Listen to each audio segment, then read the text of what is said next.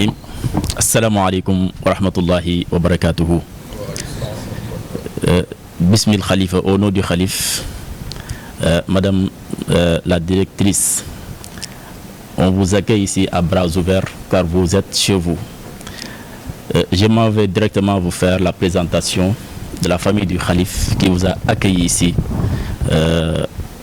Après vous avoir transmettre ses bénédictions et ses salutations les plus chaleureuses. Auprès de vous, vous avez Cheikh Sidi Yahya, le fils aîné du Khalif. Voici Abdou Khader Kounta, qui est le coordonnateur, qui est en direct avec vos services ici présents. Ils sont toujours en harmonie et en contact direct. Vous avez aussi Cheikh Sidi Yahya, qui est un des fils du Khalif, Cheikh Mohamed Khalifa Bekay aussi, qui est un des lieutenants, je peux dire, du Khalif général. Il y a aussi Cheikh Ibrahim, le maréchal, qui est un maréchal de Cheikh Abdou Khadir Djeylani que tout le monde connaît. Il y a Cheikh Mambou Kounta, qui est le secrétaire particulier du Khalif. De son côté, Serigne Mohamed Kounta, qui est chargé des relations extérieures. Donc, vous avez la famille en miniature de la famille la famille Kounti en miniature qui vous a accueilli. Cheikh Bou Khalifa et Aline Diop sont les représentants, je peux dire, du Khalif au niveau du Sénégal. Ils sont le trait d'union entre Ndiassane et la Sénégal. On va aussi vous témoigner que vos services n'ont ménagé aucun effort pour le bien-être et mettre à bien le bon déroulement du Gamou de Ndiassane. Vous avez tantôt dit sur les mots de M.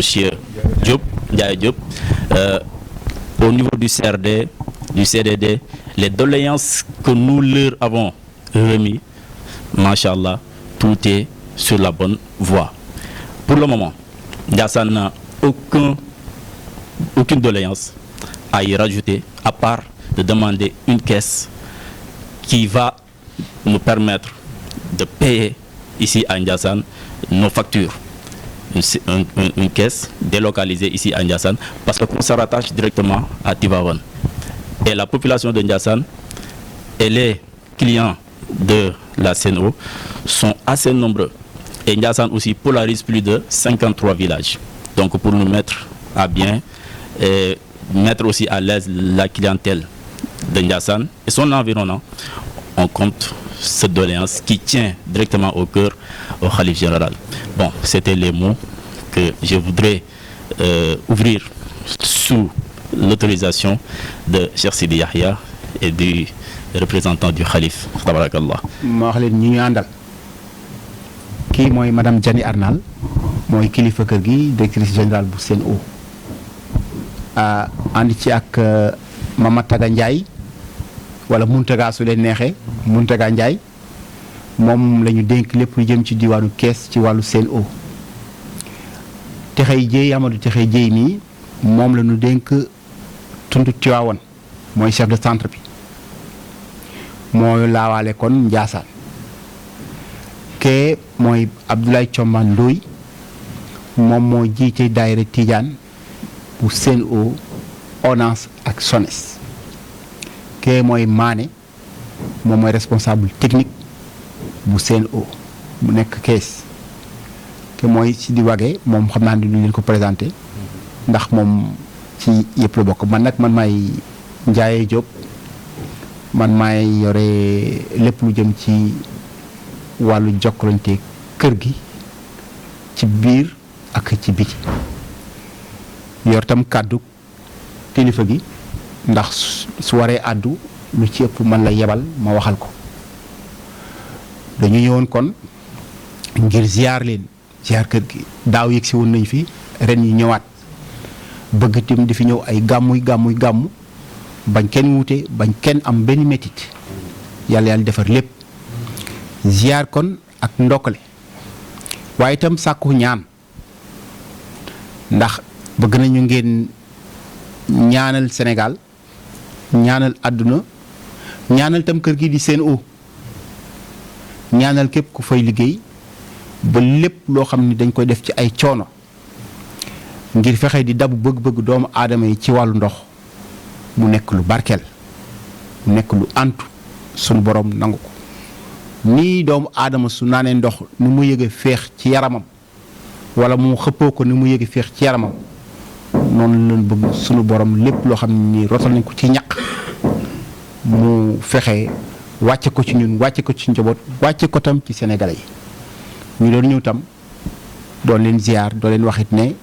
ñëw na ñu nekk seen wet bëgg ànd ak yéen ci liggéey bi ci wàllu ndox mi nga xam ne moom la ñu dénk ci dëkk taax yi ñu ngi leen di tàllal loxo lépp lu ngeen yaakaar ne war nañ cee mën a dugal suñu loxo ngir lépp yem du am benn jafe-jafe incha allah taxaw nañu ngir ànd ci ak yéen ba lépp lu ngeen ci bëgg mën a sotti loolu daal la noonu nanu ñëw yegge leen ko xamal leen ni dañ fi indi ay camion citerne xamal leen ni tamit ne branchement yi nga xam ne moom ngeen doon laaj te nu am ci ndigalal SONES yëpp yi am ndigalal SONES laa wax yooyu yëpp incha allah dinañ ci taxaw ba lépp daal di yemb ci ngeen ko bëggee loolu daal laa noonu ci tënk ginnaaw buñ leen ziyaaraatee waxaat leen ngeen ñaanal ñu ñaanal Sénégal ko defee nawet bi ñu nekk ci cat li borom bi def muy nekk nawet boo xamante ni bu barkel la nawet bu ñuy muurloo nawet boo xamante ni dana bokk ci nawet yi nit ñi gën a fàttaliku ci ak nangoom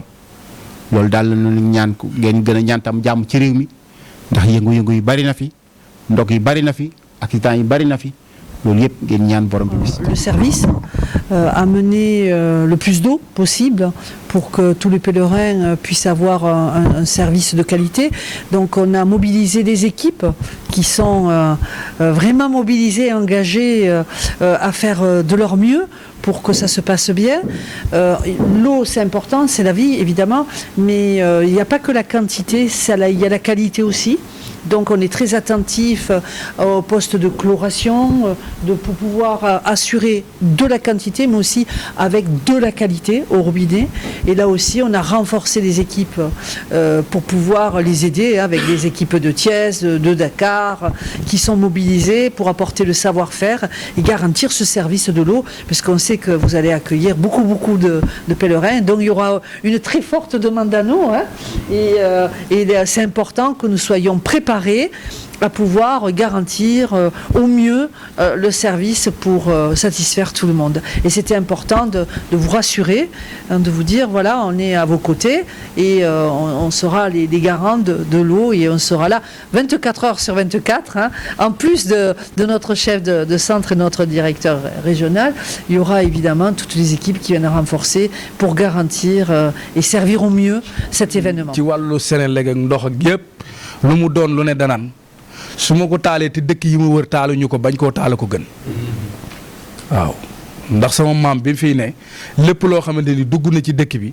day fexe ba dëkk yi ko wër yëpp gis ci seen bopp gis ci seen njariñ waaw parce que boo waxee mu ne li am solo mooy yaatal lislaam moo ñu war a tax a jug ñun waa ñi ngànk diine ji waaye du liggéeyal tarixa ñu ni ko lu ko waral mu ni jële nit ci tarixa yóbbu ko ci tarixa amul lu mu yokkal nit waaw nee na nit da ngay fekk ko gëmul yàlla gëmul yonent nga fexe mu dugg ci lislaam nee na keroog la lislaam di am ndam waaw muy ñaanit lépp loo xamante ni bii mën nañ ko yokk ci yeneen dëkk yi ñu wër ak kilomètres yi nga xamante ni bii des na ci diggante Njaasaan ci wàllu ndox mi te yeggaguñ fa ba ñëpp mën a xelli xam naa ne loolu moom bu ngeen ko defalee dina leen ñaanal mais dina leen gën a ñaanal comme ànd ngeen ak kilifa gi nag moo waral ñu ni nañu jàllale kàddu yooyu. kilifa gi salutation à la directrice générale chef de la délégation de la CNO. à toute la délégation de la CNO.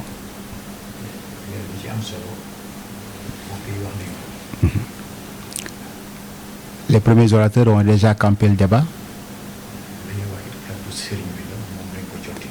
Et nous parlons au nom du marabout et ça également que nous allons lui rapporter. Comme ils l'ont également expliqué, c'est ça qui intéresse le marabout.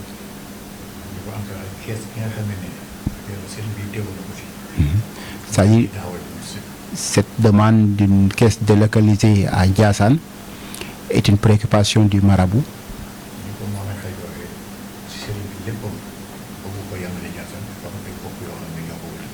puisque également il a en ligne de mire tous les villages qui sont polarisés par Ndiassane et qui se déplacent jusqu'à Tivaouane pour régler les services avec la CNO et souhaiterait avoir une caisse délocalisée à Ndiassane.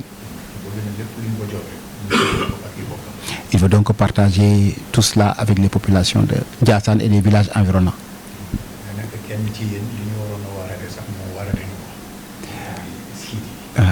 Il est revenu sur l'importance de tout ce qui a été déjà dit ici. Il a parlé de l'importance de l'eau, particulièrement dans la pratique religieuse et dans la vie humaine. Nous avons donc à gérer un domaine très sensible pour la vie des personnes.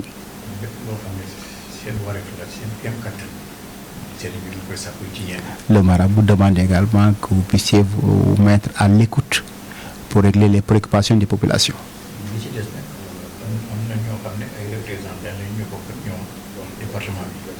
Vous avez également des collaborateurs ici avec lesquels nous sommes dans le département, qui sont à Thiès également.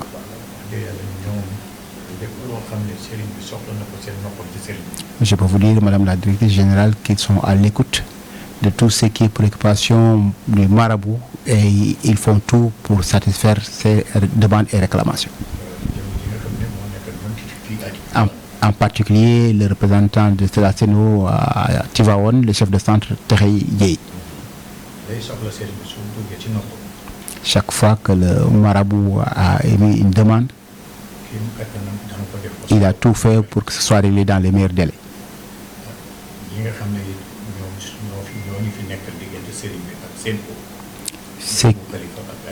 Ceux qui sont également les intermédiaires, pour ne pas dire les points focaux du marabout auprès de la CNO, ils font tout pour que tout se passe bien entre la CNO et la famille de Ndiassane.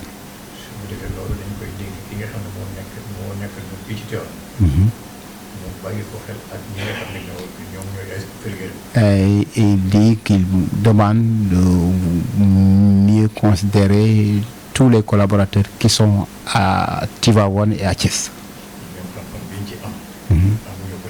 Parce que la technicité qu'ils ont, le savoir qu'ils ont, la maîtrise qu'ils ont du métier, nous qui sommes à Ndiassane, qui ne sommes pas du métier, nous ne pouvons pas savoir exactement tout ce qui se fait. Bou a déjà fait sa part puisqu'il est maintenant à la retraite. Il a déjà fait tout ce qui devait être fait dans le métier. Et là, il est à l'ombre du marabout. Lui et Sidi, qui sont des fils des enfants de la famille, qui sont avec nous. Et le marabout demande qu'on puisse également les appuyer.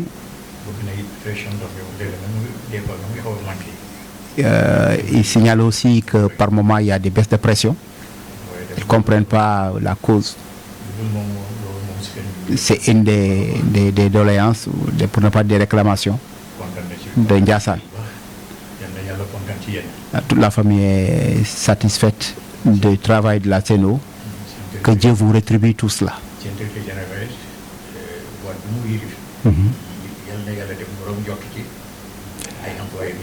Il prie pour que la CNO puisse se développer, pour que la CNO puisse être une référence, pour que la CNO puisse rayonner. C'était à résumer les propos que je voulais tenir au nom du marabout. Merci beaucoup, Madame la Directrice Générale.